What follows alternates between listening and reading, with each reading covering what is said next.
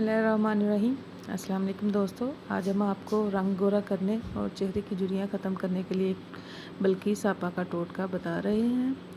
उसके लिए आपको चाहिए बेकिंग सोडा 1 चम्मच, कोकोनट ऑयल 2 चम्मच। इन दोनों को आपने मिक्स करके एक पेस्ट बना लेना है और अपने फेस के ऊपर अच्छी तरह अप्लाई करना है।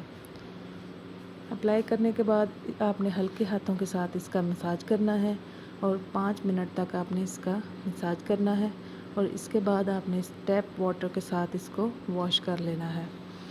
पहली दफ़ा लगाने से आपको इसका फ़र्क नज़र आ जाएगा और इसको आपने हफ्ते में 2 या 3 दफ़ा लगाना है।